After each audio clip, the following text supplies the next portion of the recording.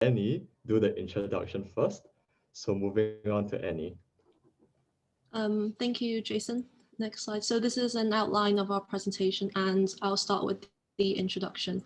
So the full information rational expectations hypothesis assumes that all data about the state of the economy is common knowledge, and agents form the same optimal beliefs about the future. However, research has reviewed systematic deviations of inflation expectations from the hypothesis. Models which capture these deviations include information friction and imperfect rationality, as shown here. Some models predict overreaction and some predict underreaction. So why is this important? So inflation expectations is a macro variable with key implications for pricing decisions, optimal monetary policy, as well as asset prices. So there are huge incentives for firms, economists, and financial agents to form accurate inflation forecasts. Next slide, please.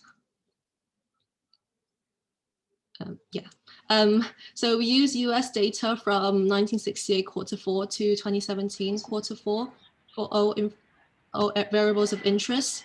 Data for individual and aggregate inflation forecasts comes from the Survey of Professional Forecasters, and for inflation figures, GDP deflator comes from the Federal Reserve economic data, and vintage data comes from the Philadelphia Fed. 9 macro variables also come from Fred. Next slide, please. So we're now going to be verifying the established empirical facts listed here on over-underreaction and disagreement. Next slide, please. So we're going to start with OU1, which states that aggregate forecasts underreact to aggregate revisions.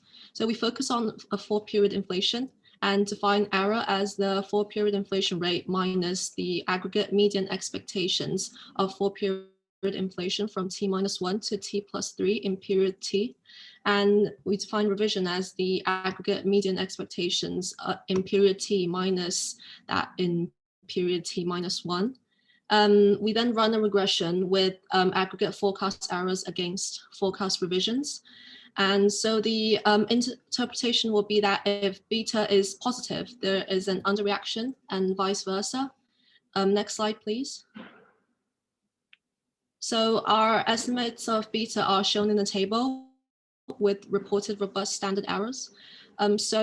We run regressions for the entire period, and as well as separate regressions for periods 1968 to 83 and 1984 to 2017. So why are we doing this? This is because there was high inflation volatility before 1984 and significantly lower volatility and more stable macro conditions after 1984. So we focus on the sign of beta here. So as we can see that beta is greater than 0. And remember that if this is the case, there's an underreaction. Therefore, this is consistent with the original findings.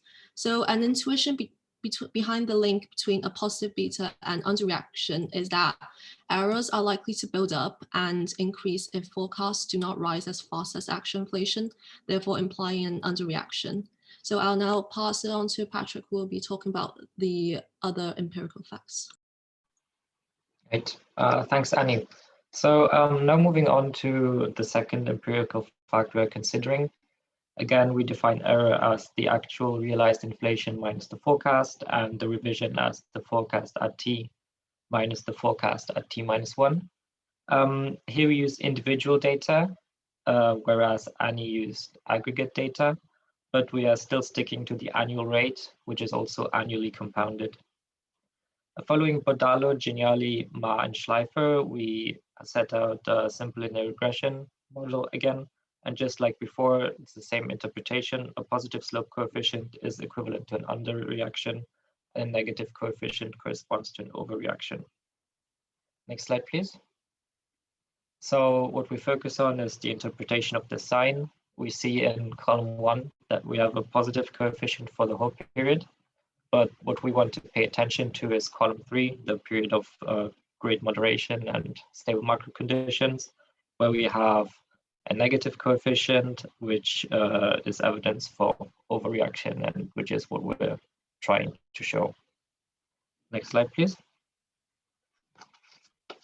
Moving on to empirical fact 3.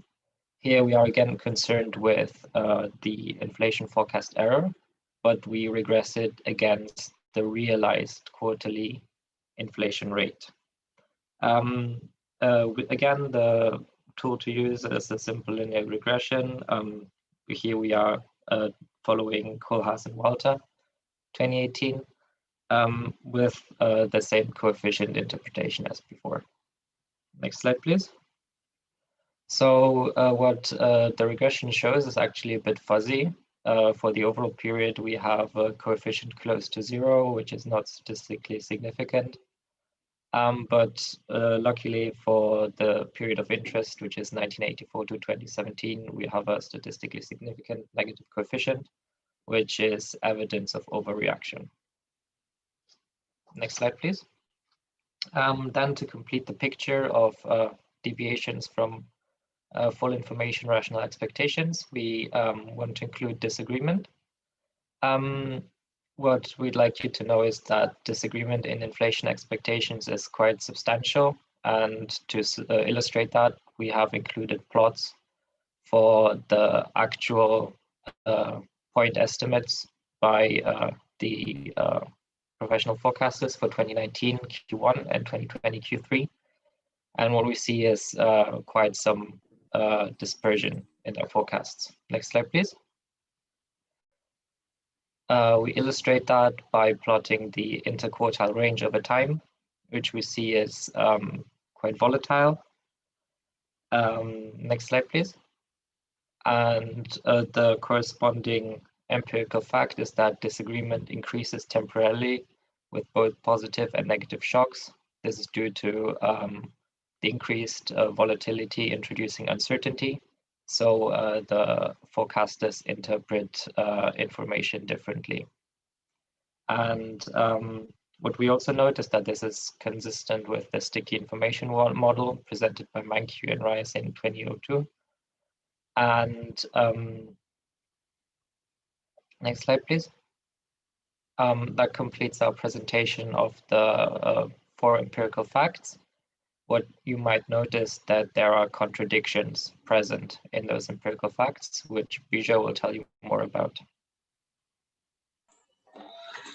Next slide, please.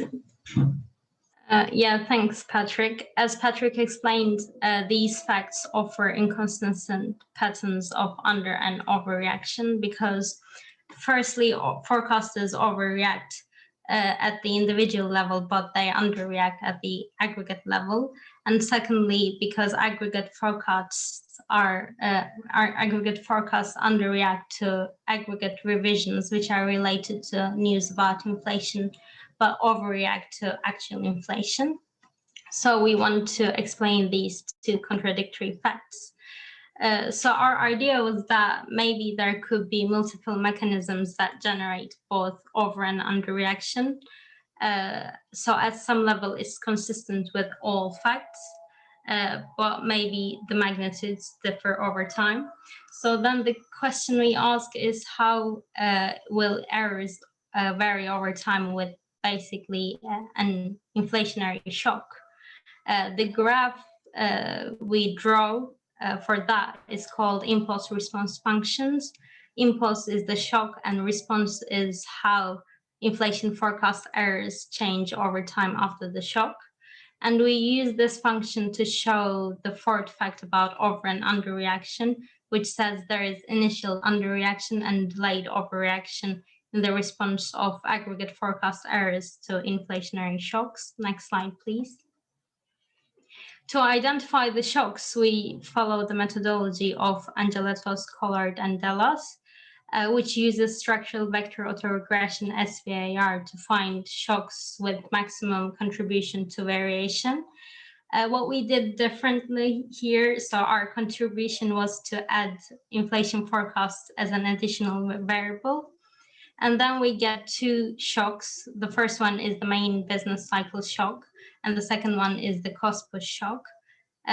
So the main business cycle shock is like a demand shock. It maximizes variation in unemployment, but it's important to note that it's not an unemployment shock. As I said, it's a shock that maximizes unemployment variation, so they're not the same.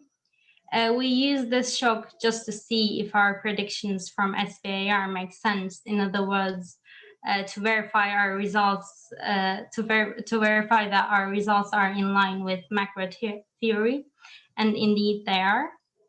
And the second shock, which is our key shock, is called cost push shock, which maximizes variation in inflation. Next slide, please. As you can see from this table, it explains 71% of the variation in inflation, which is significantly higher than more standard shocks like technology or news shocks, because these shocks usually explain at most 30% of inflation variation. And we think that if it maximizes variation in inflation, it should probably contribute significantly to variation in inflation expectations, because inflation usually determines inflation expectations. And we do see this in the data.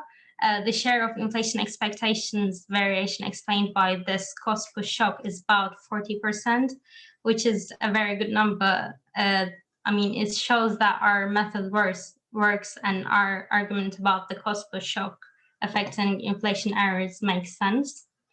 Next slide, please. So these are the impulse response functions of the cost push shock.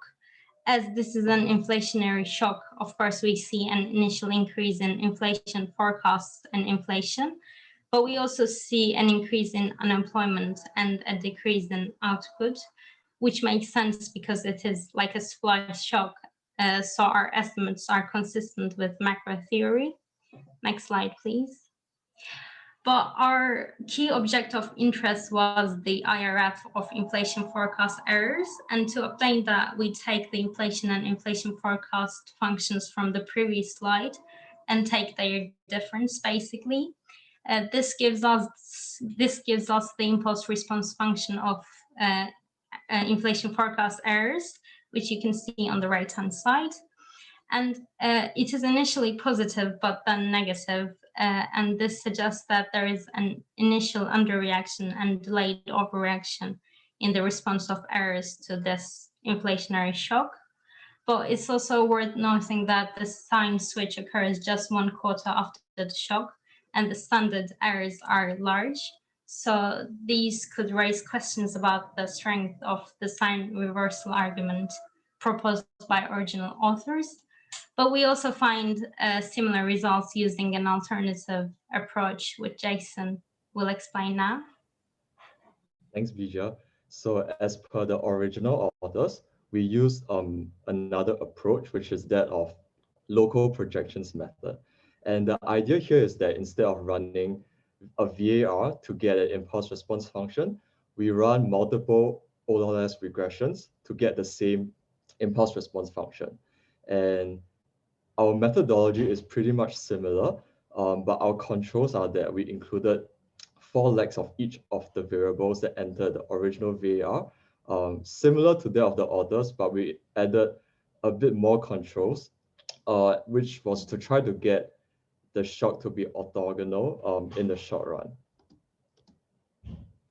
If we look at the results, we see that the impulse response function of the inflation forecast errors looks very similar to that previously. There are a few differences, which is firstly, the sign reversal picture is a lot more pronounced, and we see that from the 0th to perhaps the 9th quarter, the coefficient is positive and then it's negative afterwards. So this is a greater sign of support for the sign reversal picture. Secondly, we also see that initially, sorry, let me rephrase that. So that was the main finding. What we see, however, is that the standard errors are still quite large for both the IRFs of inflation and inflation forecast. And this brings to question again about how valid this suggested empirical fact is. And that is why, in light of this evidence, as well as the evidence we presented previously with our modified VAR, we think that the suggested empirical fact is one that is a good candidate, but we don't think it's definitely definitive. Finally, we hope to be able to identify a unified explanation for all the deviations that we have observed so far. To do this, we introduce a model with the following key features. Firstly, it starts off with a state of the world where inflation today depends on inflation yesterday, following which we introduce a few channels where we can have deviations from the fire hypothesis. Firstly, we introduce a channel for dispersed noisy information, i.e. information frictions, in the sense that some individuals don't observe inflation exactly, but observe a noisy signal. So they form inflation expectations based on a weighted average of the signal observed today and the forecast they made yesterday. The other channel we introduce is sticky information, where some agents have limited information, but others have full information, and this allows for disagreement to occur. Finally, we introduce a channel for over or under extrapolation, where people can perceive the true inflation process to be more or less persistent than it actually is. So how can this explain the contradictions that we have identified previously? We will focus on the main contradiction, which is that of overreaction at the individual level and underreaction at the aggregate level. Now, the key point we want to make here to start off our explanation is that if an agent is rational, he or she would never over or underreact to his or her own individual forecast, regardless of information frictions. And the idea is because if you are making decisions rationally with regards to your information set, no matter how complete or incomplete it is, your revisions shouldn't be able to systematically predict your errors. So then, if we want to be able to explain overreaction at the individual level, we need to have deviations from rational expectations. The way we do this in the model is via over-extrapolation, which predicts overreaction at the individual and at the aggregate level. But then we want to reconcile this with our other fact, which is underreaction at the aggregate level. So how do we do this? We do this by introducing the role for information frictions via dispersed noisy information. What this does is that it doesn't predict any over or underreaction at the individual level, but it predicts underreaction at the aggregate level. So with these two mechanisms, we can reconcile the two seemingly contradictory facts we observed earlier. Now, 𝗂𝗃𝗃, and 𝗂𝗃𝗃𝗃 showed us in their paper that these two mechanisms are also consistent with the other facts about over and underreaction. And Rees showed that when we introduce sticky information, we can explain the empirical facts about disagreement. So when we take together dispersed noisy information and over-extrapolation, it provides a potential unifying explanation for all the empirical facts we observed. To conclude, what we have done are twofold. The first thing is that we presented evidence in the form of an impulse response function, which is a new candidate piece of empirical fact. The second thing is that we tried to find a potential explanation that can explain all the empirical facts we have identified in this paper. So the strengths of this paper are, there's mainly two of them. Firstly, the new evidence, which is that of the IRFs, provide better and arguably more intuitive information than just the OLS coefficients that was in the previous empirical facts. And then our model is also able to consistently explain all the facts we've identified. The caveats are mainly that the IRFs have high standard errors at long horizons, so the validity is something that can't be confirmed easily. And the second thing is that we might also want to question why we chose these empirical facts, and are these necessarily the facts that we want to be able to replicate in our model. We end off with some ideas for future work, and we think that some applications in finance could be particularly interesting.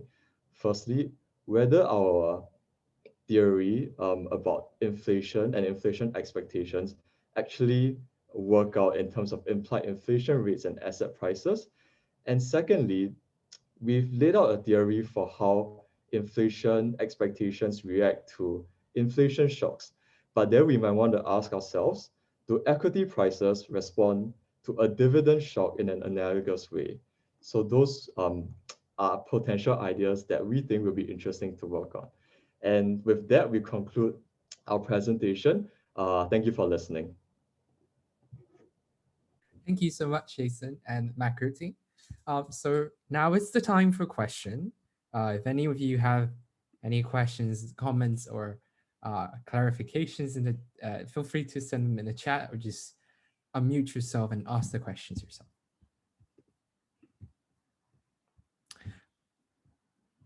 Okay, I see hand claps, but no one raising their hand.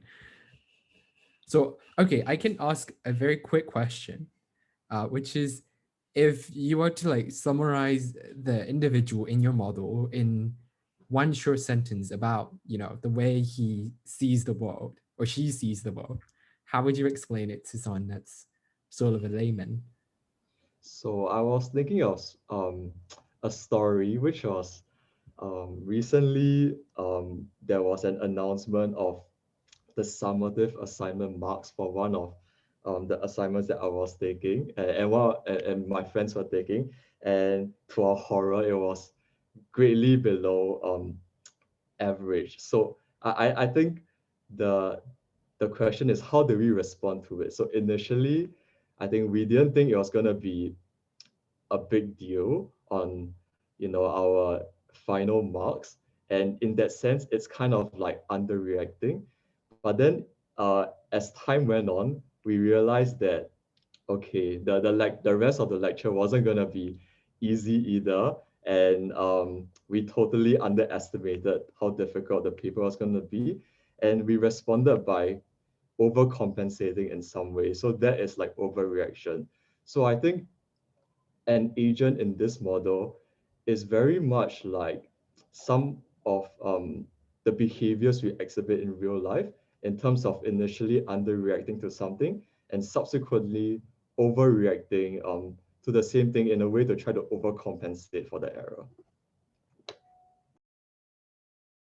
Yeah, that's super real and super linked to daily lives. Okay.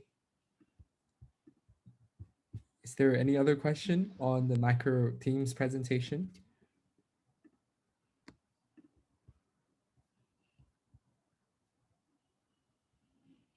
Oh, okay. Dr. Shapiro has a question. Thanks very much. As you suggest, you have indeed identified a model which is consistent with all current facts. So in testing this, how would you forecast forward and wait in order to see if you really have included everything? And secondly, are you at all concerned with any of your possibility of measurement error, particularly with regard to inflation? Let me start off with the second question. I think measurement error is always something that is at our concern. I think firstly, we got our inflation data from the sources that were mentioned, but as we all know, inflation data changes every quarter, right? As new information comes in, it gets updated. So even that is different. And of course, even at the end, we are not sure if the inflation data we get is actually accurate. So what we did was to use a particular form of inflation data that is at least consistent. But measurement error is something we never have tried to say that it doesn't exist in our paper. It's always there. It's just that all we did was to use a reasonably consistent definition of inflation to try to make up for it. And then for the first question, which I think was about how you can ensure that our model can capture future empirical facts. Was that the question? Let me clarify it.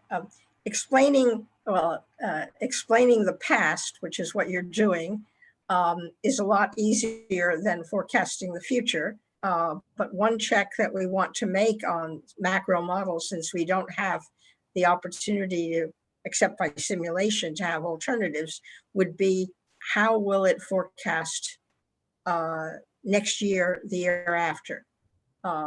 What would your model suggest is going to happen? And do you think it is, how to put it, does it include enough to be able to stand up to the current extreme circumstances? So in other words, what's your forecast that your model would you suggest for next year? Okay, so we've definitely not attempted to forecast next year's inflation. So I can't give you an answer right now without being very uncertain. What we can say though is that even though I guess our model is always just based on historical data, there is some, because we have identified this general trend, I think it's not unreasonable to say that this idea of initial underreaction and delayed overreaction will hold in the future as well, simply because it's not necessarily specific to I guess a particular time period. But then again, we think that with big events like COVID and other, amongst other shocks, the question of stationarity and then the Lucas critic comes in very strongly. I think our response to that is there's one element in our model where we talked about how people form inflation expectations, and we said, okay, they just take a weighted average of the signal today and the forecast they made yesterday. I think to a certain extent, it has been mentioned in the literature that because this is a model that I guess doesn't really rely on the past too much, because it only relies on one period ago's a forecast. In a way, it mitigates the problem of stationarity. There are models that deal with this more explicitly, but I think it is something that can be worked into the model to try to mitigate the problem of stationarity, and hopefully it'll actually give results in terms of reasonably predicting inflation in the future. Yeah, thank you. Okay, so if there's no more question, before that, I'm just gonna ask again, if anyone has some questions or comments or clarifying suggestions, now is the time. If not, then we're going to have a 20-minute break / informal discussions or chats before we resume at 14 or at 2 p.m. So I'm gonna turn off the recording now, and